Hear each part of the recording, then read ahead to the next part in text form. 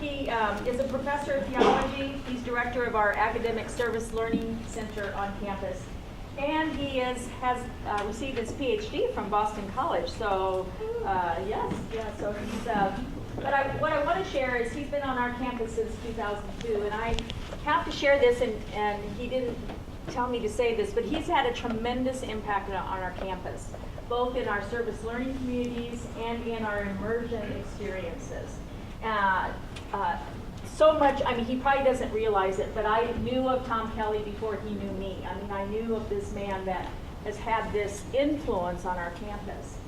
And then last year, I got to hear him speak. He has led several years our Ignatian Seminar, and last year I got to facilitate it and got to hear him speak. And if you remember yesterday, we talked about when you're really in your groove. Well, this is a man that's in his groove when he's talking about service learning and immersion experiences. So I think all of us are very fortunate to have him on our journey as we experience our immersion this year. And he truly comes at it from an Ignatian spirit of respect and value and journeying with those that are in poverty as kind of a partnership. So I look forward to hearing what he has to say today, and thank you very much. Thank you very much, Cindy. I appreciate that. So I want to talk to you today about the immersion component of this program. I'm hoping to show both how this is unique to ICP and how it also integrates different aspects of the program as we move through the experience itself. I think it's really important to frame what we're doing and why we're doing it now. Because I think in many ways, the research that I've done and some of the writing that I've done have shown me that some of the models that we're used to for going elsewhere and encountering others are not always really healthy or even good. A lot of them are swooping in savior models where we have to go and rescue people when in fact we do very little. So there's actually a fair body of research out there about short-term trips and long-term trips and whether they do help or harm. So we don't go into this blind. We go into it with our eyes wide open. I've been doing immersions with Kyle Woolley here for over 10 years, and no year is the same. And we work with both adults and students and have done so together for a while. I think that what we first need to do is sort of set expectations. Because if people have, I remember one time I was directing a study abroad program for a semester in the Dominican Republic, and I had a student come down who really thought that she was going to be reading her books on the beach with her rum and Coke. So when we took her to the Campo house and said, you're going to be staying here for 10 days, and she started crying, I realized the expectations were probably not quite in line, right? So I want us to be realistic about what we're doing and honest. And that may mean saying things and acknowledging things that we often don't as a way of being honest. And I think that's important. I think the ICP immersion is really unique. It's not just unique for the way that we do it when we're in country. It's unique because I can take a group of people and presuppose some knowledge of Ignatian understanding, right? You've done some modules by this point. Some of you will have even gone on a retreat at this point. I can presume this, first principle and foundations. Everybody's at least sharing roughly the same place to move from. That's unique. I've taken adult and faculty groups from schools where they don't share at least a knowledge of the spirituality together. So we capitalize on that, and we will integrate right away Ignatian reflection right into our trip in ways that you're going to see are familiar both from here, from your retreats, and from other experiences that you'll have. I don't want to be confused with short-term service trips or short-term trips to go see what your school does down in another country, which are all great things, but that's not what we're doing, okay? And so my hope is that through this presentation, we will be able to sort of come into a definition of that. I think the other thing that's very important to understand is all our interaction is based on relationships with people in marginalized communities. And we don't speak on their behalf. We create the space for them to say themselves to you, if you're willing to listen. Okay? We don't see a lot of power people. We don't visit leaders or business leaders or political leaders. We go to communities whose voices are almost never heard, and I ask you to listen. I can't make you, can't force you. I ask you, I invite you in to listen. So the very first slide where the little girl was there, for example, I have 13 months of data on her height and weight because I'm part of a program in that community that feeds the children. I know what's going on. We know what's going on in the communities where we're taking you. We have long-term relationships, and you are a small part of those long-term overall relationships. Okay? So these aren't one-offs. We're not going in and consuming and leaving. The other thing that Joe has been generous enough to allow me to do is our philosophy is that we leave a certain percentage of our resources that this trip takes on the ground.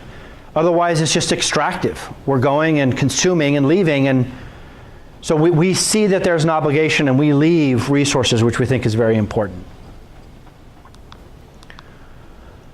What is pilgrimage? We use the term pilgrimage to signify a journey to a holy place with goals which encompass the travel, the person, a transformation, and a destination. There's a lot there, okay? It's holy because as everyone is created in the image and likeness of God, every place is holy. We simply have to recognize it. And many of the places that we go are where the forgotten live and where the marginalized live. They're still holy. And so we're not going down thinking, what are they going to get from us?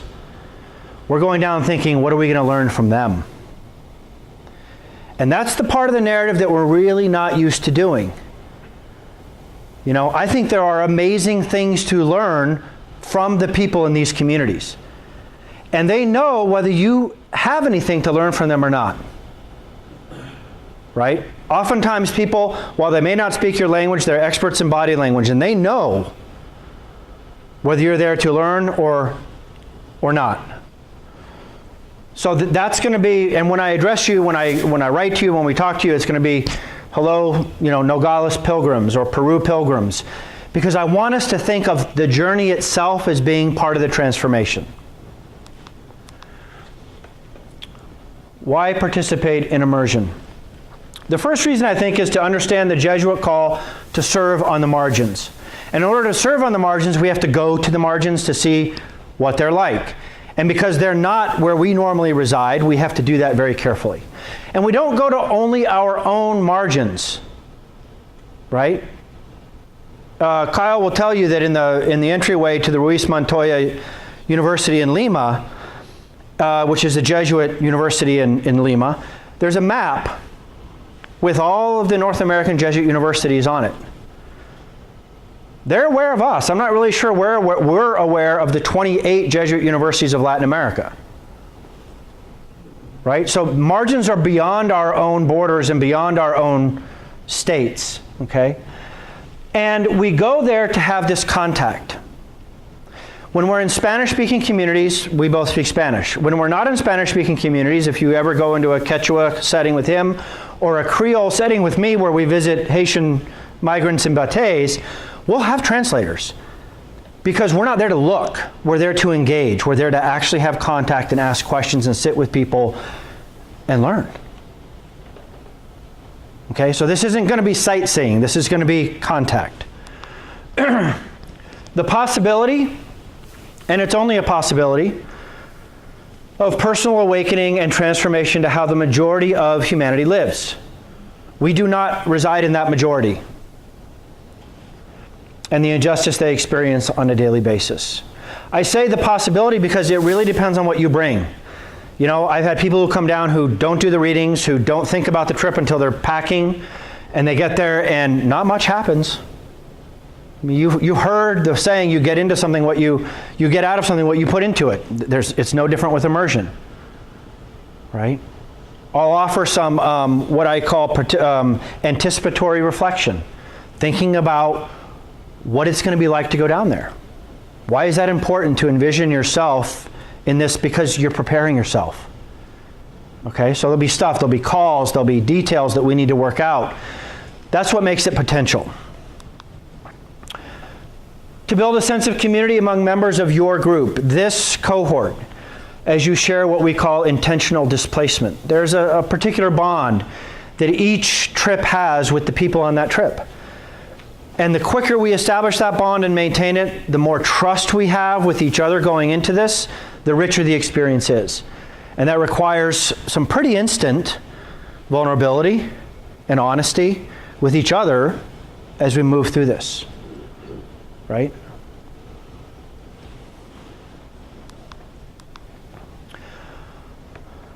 I like this quote from the document that I referenced yesterday from the Rome office of the Jesuits. The university community as such has the primary responsibility for carrying out the university's mission of promoting justice. It should therefore ensure that the university's activities, teaching, research, and social service are oriented toward justice. And this will be possible only if there is a critical mass of the personnel who are sufficiently imbued with the university's mission. So part of this is hoping that you're part of this personnel imbued with the mission. And this journey to the margins is one of the ways in which we form our colleagues to do that.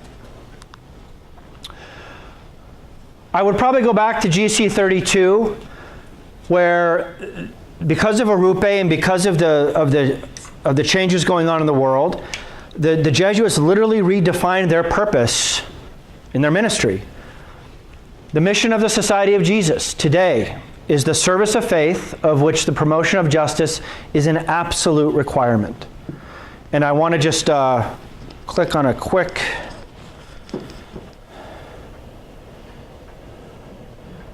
video, if I can get there. What's that? Yeah, why don't you do it? Technology hates me. Just advance. Oh. I hate it too.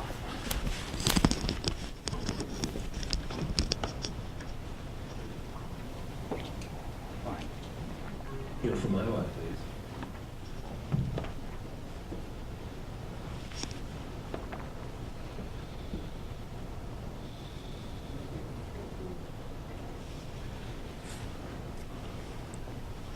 Point of view of where we sat in Rome. Latin America was very receptive to his message because they were living in a poverty situation. It was a grinding poverty that was real, and they felt it. And he said, no, this thing about faith and justice. He said, if we are serious about this, it's not just something on the paper, we really have to pray. Because this is going to be a radical change. And if we promulgate this, we are going to lose our friends. We are going to find opposition, both on the civilian level and on the ecclesiastical level. People are going to oppose us, they're going to persecute us, and some of us will be killed. Well, talk about the proverbial pin gun. In El Salvador, we had especially our Jesuit orders, and the 6 priests who was slain, and the head of them was a wonderful man named Ignacio Ellacuría, and a solid Basque who spoke very openly. And remember, they thought that they had shot them through the head and spilled their brains to show that this was an attack on the intellectual life and capacity of the country. That this is what they were doing. That university represented the only active voice to a terrible government and a terrible group that was running the country. It's interesting, there's another clip that continues Vinny talking when he was younger. You saw him age there about 20 years. And he says, shortly after this change was made, the Father General sent out an update to all the Jesuits, and 4 Jesuits had already been killed for this justice, for standing up for this justice. And when he filmed this in the 90s, he said, we're up to about 40 people. Today we're at 92. And the last was a Jesuit in Syria who died, who had done amazing work on reconciliation and interreligious dialogue in Syria. But I want to point out that there's a real difference between charity and justice. And that I know that I was raised and came from a charity model. And by that I mean charity is sort of the meeting of the immediate needs of people around you, right? And it's not controversial. Everybody loves to do it, and it's immediate. It immediately feels good, right? So we gather our toilet paper and we take it down to the homeless shelter and we gave something to the homeless. We're done. It's a lot harder to say, why do we have so many homeless in this community? The richest country in the world. That's going to get people a little bit prickly, and then you start naming causes, and then you're looking at justice, right? Justice looks at the causes of why people need charity. And anytime you talk about causes, that's what got the UCA Jesuits in trouble. They looked at the country and the distribution of wealth in the country and the use of the military in the country, and they paid the price for writing about it, speaking about it, and advocating certain answers. So there's a real distinction between charity and justice. And Vatican II, the major conference of the Catholic Church from 1962 to 65, deliberately shifted its model from charity to justice. So there are still lots of parishes and lots of dioceses that have not actually updated their practice. In part because we don't know how to talk about these very difficult issues related to justice, and they can divide communities. So we're going to see some charity, but it's always going to be in company with justice. Okay?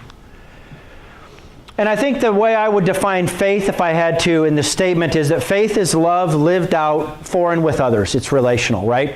If God is love, then faith is this living out of that God in our relationship with each other. Okay? So that is the mission of the Society of Jesus, and we feel this immersion is consistent with that mission. It takes the spirit of that and tries to operationalize it in a trip. I always laugh because we read the Brackley reading in the morning for morning prayer, but I love the first line of it. Human beings are created to love God with their whole heart and soul, essentially by loving and serving their neighbors. And Dean Brackley was one of the Jesuits who when those were killed, he went down and took their place. He became the rector president of that university. Over 400 American Jesuits volunteered to go, and 6 were chosen. And he was the president and did some great work. So this is the first principle and foundation has this unity, right, of faith and justice. So what is immersion? It is a brief participation in a long-term relationship of which I'm a part of or Kyle's a part of which you are scarcely aware. We're going to try to explain it to you as we go through. We're going to show you our partners. We're going to show you the work that's been going on over the years, and you're going to be part of that ongoing relationship. So you are part of a larger commitment that seeks sustainable ways of improving lives by respecting the agency and freedom of those who suffer from poverty and marginalization.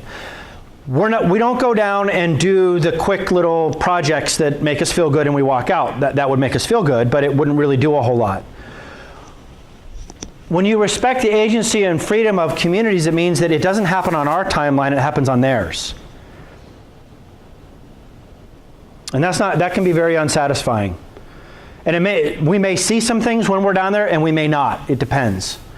But I want you to understand that our philosophy is to be centered in the lives of those that we're walking with. Okay, so our accompaniment is the support, both emotionally and spiritually, and materially that we leave.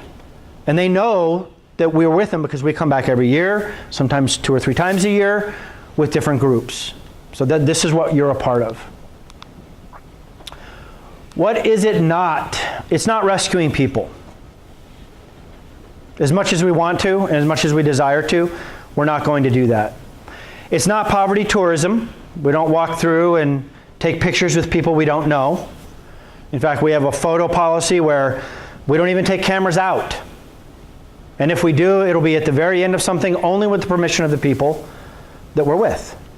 We can't assume the right to take those images. It's not providing solutions to complex problems. This is probably the hardest for academics because they solve problems. They got to solve. If we just did this, we'll solve it. there's a lot of people who have been working a long time in these areas, and if it were that simple, they probably would have done it. Coming to the realization that I don't have a solution for what I see, and that I have to sit in that ambiguity, is in the end an act of humility. And not many of us will sign up for that. It's hard. It's hard. So you'll get people talking about problem solving because that's a good way to avoid dealing with, what do I do with this? How do I sit with this? How do I go back to my job and my life knowing that this is going on? A lot of times what we'll do is we'll pivot to, we'll figure out how to solve it in our heads, of course, and then we'll go home. So hopefully through honest reflection, we don't allow that pivot. We sit with it. We sit in what Ophelia called the discomfort zone. And we ask ourselves, is it okay to live in a world where 2/3 of people live like this and others don't? What does that mean for us? What does it mean for our universities?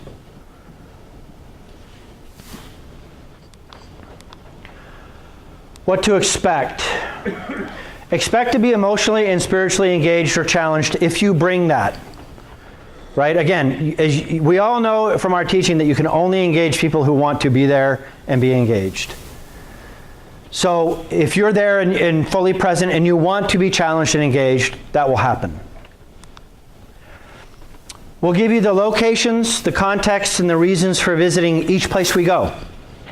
We're not going to pull you blind into some place and sort of throw it on you and then leave. We're going to explain as much of this as we can so that you have some context and understanding of what you're seeing. That's another thing that many short-term trips lack. People just go in someplace, they really don't know what's around them, they do something that the local people could probably do better, and then they leave. Not interested. Okay? We frame the narrative why we're there. What's our role in this? Sometimes as cause, and sometimes as part of the solution. You know, there's one trip to the DR Haiti where we'll visit a set of factories that I guarantee you many of us are wearing the clothes that they make. Do we even know where our clothes come from? Does it matter? Should it matter? What do we do with that? How do we reflect on that? Right? The types of activities that we'll do, what the expectations are, both physically and emotionally. Safety, medical preparation, we'll talk about all of that on a conference call together. The confirmed dates, which we have, and you'll see later after this. Expectations relating to technology. You know, it's difficult to say we're going to displace ourselves and yet continue the exact same behavior with technology that we have here. It's not really displacing. Okay? So a lot of us, for work reasons and all sorts of other wonderful justifications, are deeply connected to technology. And you'll have the opportunity to stay in touch with what you have to do. But for the most part, we're going to be disconnected. And then expectations upon return. Shockingly, the purpose of an immersion trip is not really where you go. It's what you do with that when you come back. Where you go is a classroom where the teachers that we meet will teach us and educate us. But what we do with that is really the key. That's also another part that's usually left out of short-term missions or short-term trips is, you know, we go on a trip and we come back and nobody follows up with anyone. Communities fall apart, we forgot why we went, we were moved, but now we're not, and we go on with our lives. If that happens with us, we've failed. Okay? So we enter into what we call displacement. And Ophelia already referenced this proverb, which is a Haitian proverb, that we see from where we stand. So this is Creighton, which is where I work, and that's where I see most of the world from. And there are all sorts of implicit things that I've come to recognize about where I see from. And I have to be aware of that as I go in, or I don't treat the place I am any differently. Shockingly, we get this question every year, every single year. Why do we travel somewhere else to immerse? There's so many reasons. One of them is that it can be a more effective path toward a shift in viewpoint for many people is through encounters with cultures and peoples that are different from their own. I already have a built-in explanation for what's going on in my marginalized community in my hometown. I already have built-in explanations for what's going on in Appalachia. I have them. I can't get away from them. Most of us do not have built-in explanations for what's going on in marginalized communities in Peru. And when you come to something fresh without any buffers, a lot of times you can see and challenge your own worldviews in ways you had not done before. But that takes you out of your comfort zone because you don't know.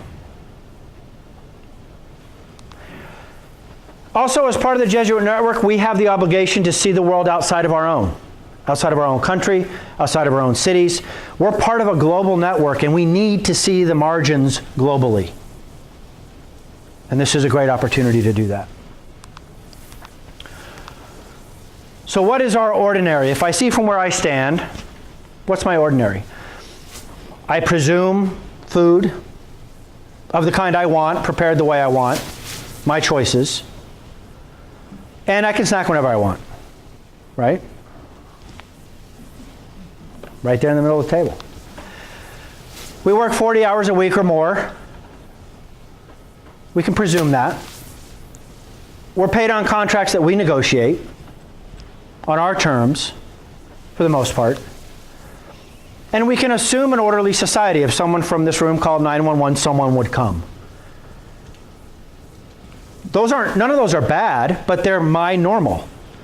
And when we go elsewhere, none of those apply to many of the people that we will engage with. None of them. They don't eat 3 meals a day. They work sometimes a lot more than that, and in ways they don't want to. Sometimes they get paid, sometimes they don't, and a lot of times people don't come when they call 911, if they even have a 911. So we all assume an ordinary and a proper. That's just part of human living, day to day. And this usually includes power and control as part of our normal. We know what to expect, we know what we can do, we exercise that on a daily basis, and we never really leave that completely behind. When Ophelia was mentioning those kids were in my space, that's taking, we call that the backpack of privilege. Assuming that I have a space no matter where I go is very much a North American thing. When you leave your space, you're not in your space anymore. You're someplace else. And different things are going to happen that may make you feel uncomfortable. Okay? And this power and control you had, if you don't understand the language, if you don't understand what's going on around you, you don't have that. And you become a recipient, and you become a listener. So the majority world is not our ordinary or proper. And this is a picture of children working in a dump just outside of Santiago about 10 years ago, which is common in many of the countries that we visited, whether it's Salvador, Nicaragua, or Lima in Peru. This is Pascal. This is when he was 2 years old. He looks like he's 8 months old. He just started walking a couple of weeks ago, and he's about 4 now. So we go there to challenge or shift our perspective here. That's the purpose of the trip. Pascal has people taking care of Pascal in Pascal's context. But we go and we listen to Pascal. We listen to why he was so malnourished. We look at the community that he lives in. We try to understand it a little bit. We listen to his mom talk about the challenge of working in the dump every day and feeding her kids and why sometimes it doesn't always work out. And then we think about that. We let it percolate. We ruminate over it. We reflect on it together. And then we say, what would that mean for our work here? So the majority world is where we go. Through displacement, we see this world. Intentional displacement. So we're not people fleeing someplace where we have to leave. We're people who are choosing to displace ourselves and go see what we otherwise would not see. So through immersion, we intentionally displace ourselves and we intentionally go outside of our comfort zone. So one question for you, anticipatory reflection.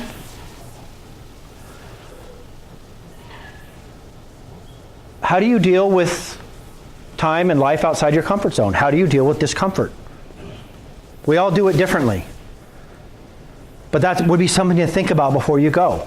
I know when I start doing this, I'm uncomfortable and I have to be careful of how do you deal with discomfort? So that kind of self-awareness can help us. Immersion brings us out of the ordinary and proper and allows us to come face to face with this other in a powerful way. So this very poor community of Haitians that live in the DR, this is both where they work and where many of their children play.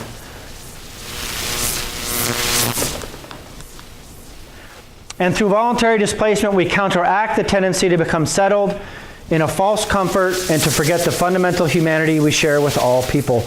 And this can be both liberating and disturbing. You know, one of the sad things about not going back to Nicaragua or El Salvador is that of all the conversations that are happening around immigration, very few people are talking about why people flee those countries. And the reason they can't talk about those is A, they're not really listening to those voices, but also they've never been. They don't know why people would put up with what's going on. Well, there are real reasons, right? There are push factors from these countries, and there are pull factors from ours, and they really do matter.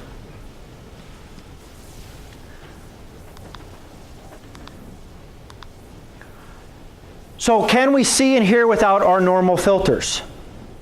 And we do have filters of what's possible and what's not possible. Some people will look at things and say, this is just impossible.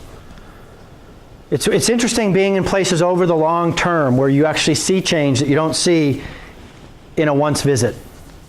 Kyle and I are amazed at the 9 years we've been going to Lima, just the change in this one urban area. So we ask questions and struggle with realities that have been filtered out of our perspective. I use this picture here because these are the neighbors. These were my neighbors when I lived in the DR for 2 years.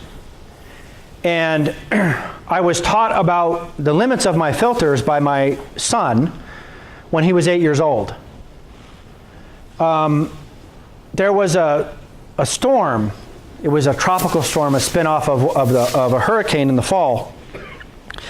And I'd never seen rain like that. It fell like a shower, and it fell for a long time. And before I knew of course all the kids go out and play in the rain. And then the sewers that ran down the side of the road began to overflow. So we kind of called them in. And then we started hearing people around us start yelling. And my kids sort of went out to find out what was going on, and the houses around us were flooding. And Michael, my then 8-year-old, came back and he was very upset about the flooding houses. And so we stood on the top level of our home and he said, you know, you have to stop it.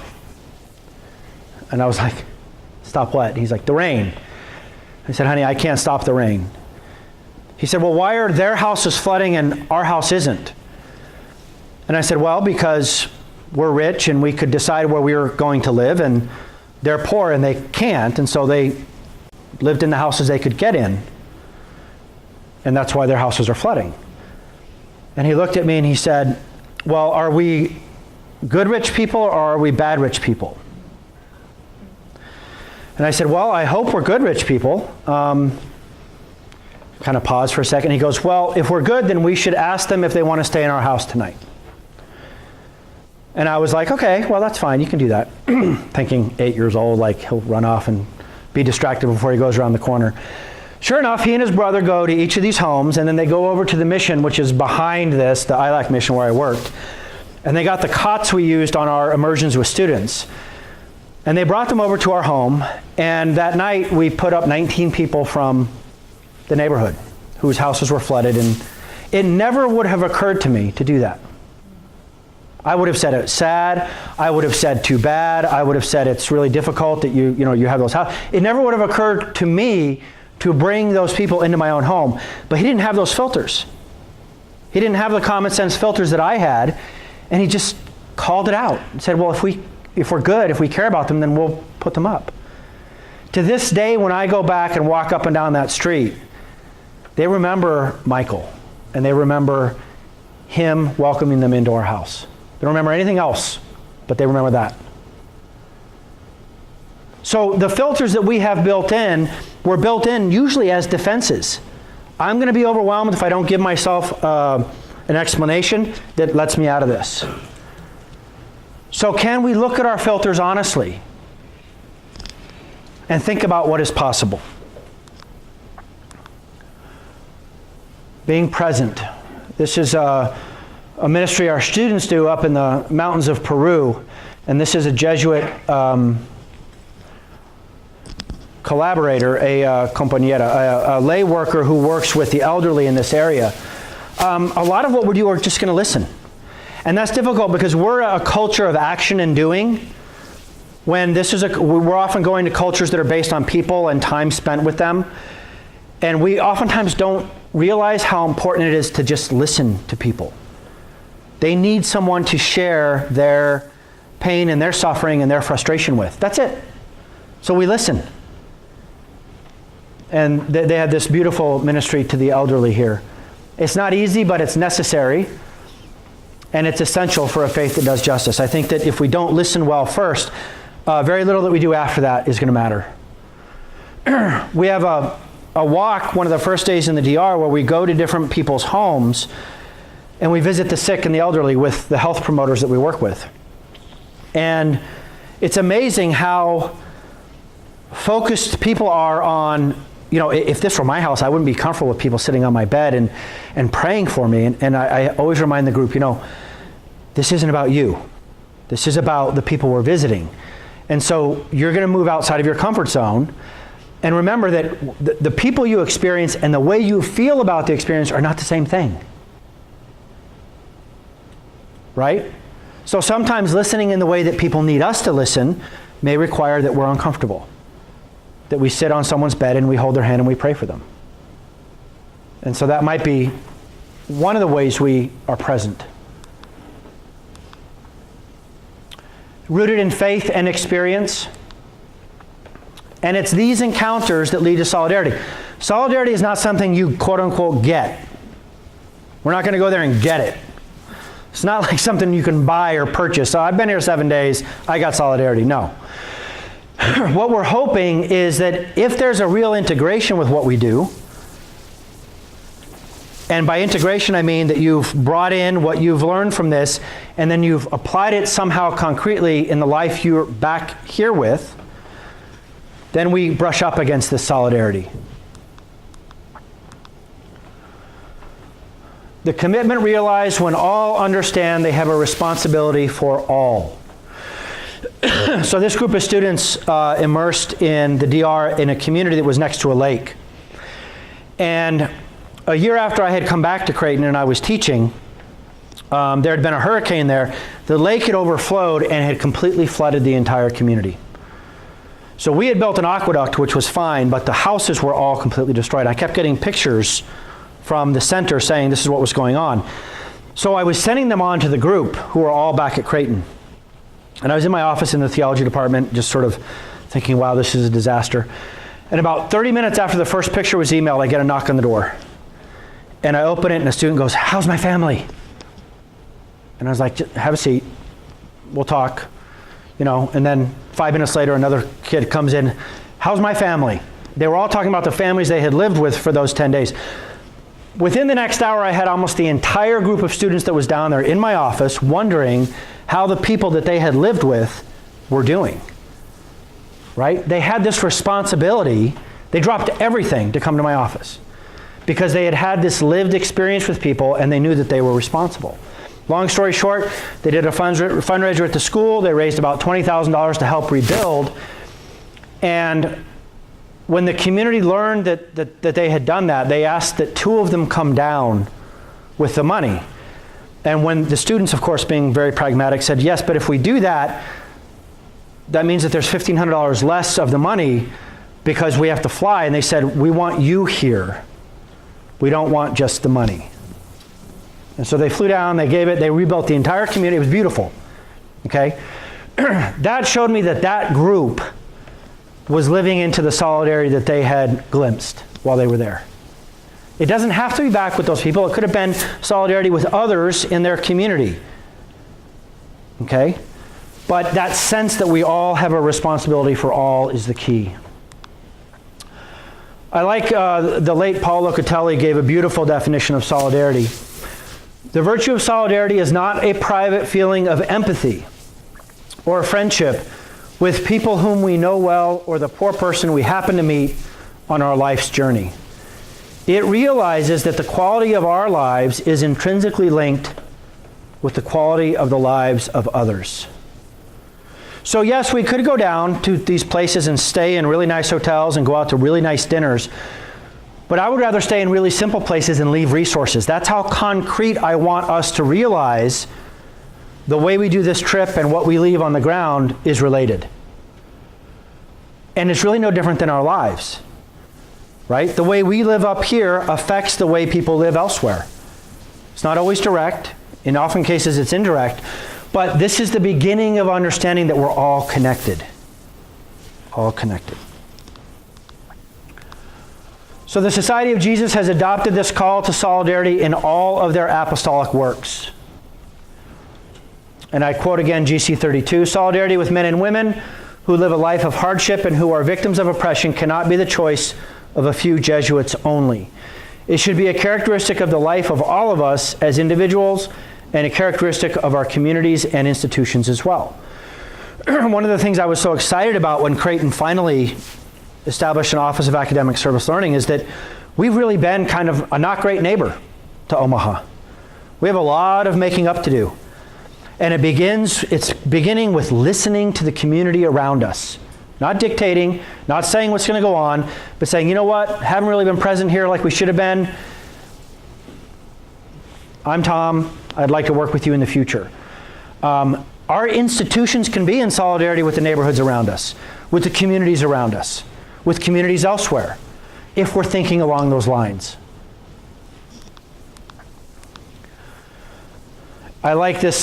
This used to be in the welcome packet, an article by Stephen Prevett. I don't know if it's still online or anything, but it's an article he wrote based on a trip he did with Santa Clara. He says, "To stand amid the world's poor in a garbage dump, an urban slum, or a struggling rural co-op and listen to their stories, if only for a week, is to see and experience reality as most of the world does. From that perspective, there is no more urgent work than ours, educating the hearts and minds of our students and faculty members to apply their knowledge, skills, and considerable talents to fashioning a more humane world where all people claim their full human dignity and their fair share of the earth's goods. Ultimately, our full human potential cannot be realized apart from theirs." I really like that quote. That's what we're hoping we come out with is a sense of commitment and passion for realizing this. So it's not you're not going someplace to feel guilty. You're not going to someplace to have an experience, as the students say. What we're going to do is to try to transform the way we understand our relatedness with other people. So solidarity is an invitation that we'll call out to you during your immersion. Whether we answer is, again, up to each one of us.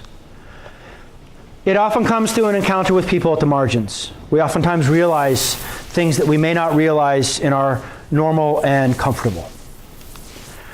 And we hope that solidarity becomes something actualized when you return to the ordinary and normal with new eyes and act upon the experiences you've had in your own context. And there's no way to do that absolutely that's perfect. Everyone is going to do it in the way that they can. And there's more ambiguity for you. I would love to be able to say, now this is your assignment. Now that you've been on immersion, here you go.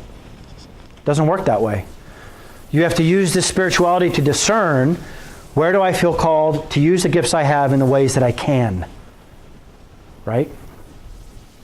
And again, you can leave that tension or you can enter deeper into it. It's up to you.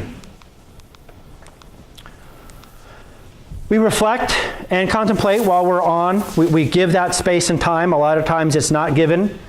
We think it's integral. So we do 3 to 4 over the week of sessions, and then we allow people time to journal. We don't race through the day. We don't run from one thing to another. There'll oftentimes be downtime, right? Because it's important for us to take in what we're seeing and to think about it, and we do that differently. You know, some people need more time, and we contemplate, though, what is. which is different than what we feel about it, and even different than what we're going to do with it. Each has its own place. Sometimes I get people who get down there and automatically talk about what they're going to do. Don't avoid the process.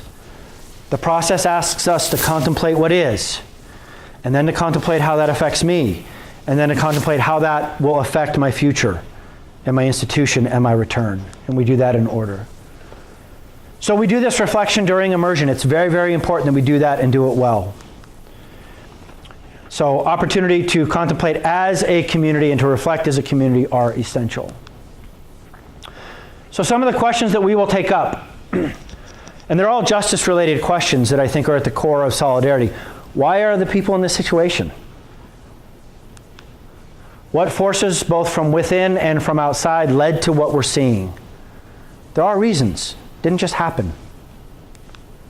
Why do I feel the way I feel when I see this reality and listen to the people here? It's the second step, second level question. But notice what comes first, a real contemplation of reality. And then, why am I feeling this way? And then, what responsibility or obligation do I have as a person of privilege and power when I witness what I have witnessed? And this is different than a student immersion where, students go back, they really don't have a lot of power. We are helping to manage and run institutions. We are not powerless people. And so to own that and to use that, I think, is a very important thing. How can I integrate a compassion for others into my ordinary and normal at my college and university? How can I witness to a faith that does justice and to contribute to the ministry of the Society of Jesus? My spiritual director, Larry Gillick, always says that Creighton is the little Jesuit mission on the hill. We're part of something bigger than ourselves. We're part of the mission of the Society of Jesus, and really embracing this is one way that we live that out. How can the discovery of others and their experience lead to a deeper understanding of ourselves? So we move in these reflective circles.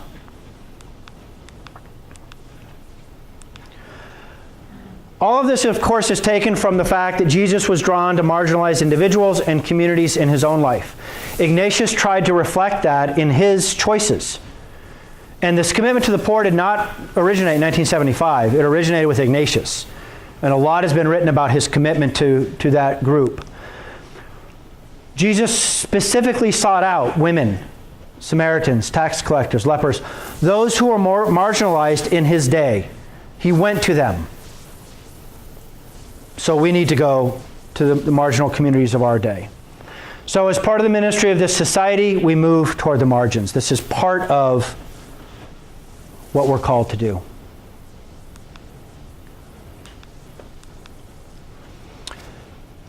According to Dean Backley, he says that through our movement toward the margins, we find out what matters most. He thinks it's a clarifying, almost a purifying experience to get out of the rat race that we live in and really think hard about these lives in front of us.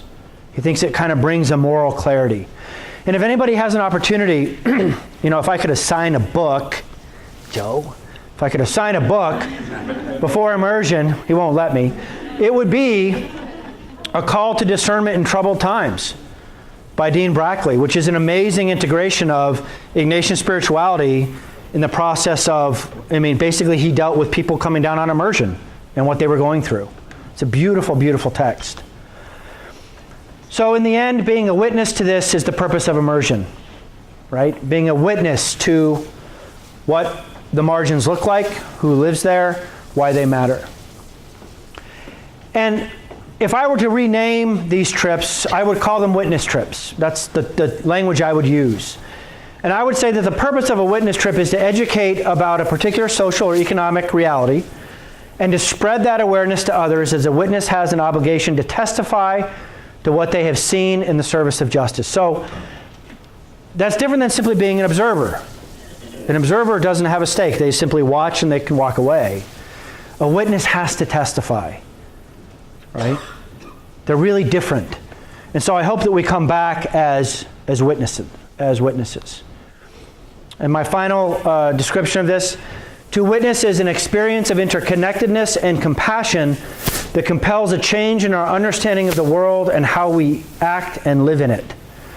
The knowledge and perspectives gained through honest, vulnerable engagement with human experience evoke ethical responses that compel us to question taken for granted truths and norms.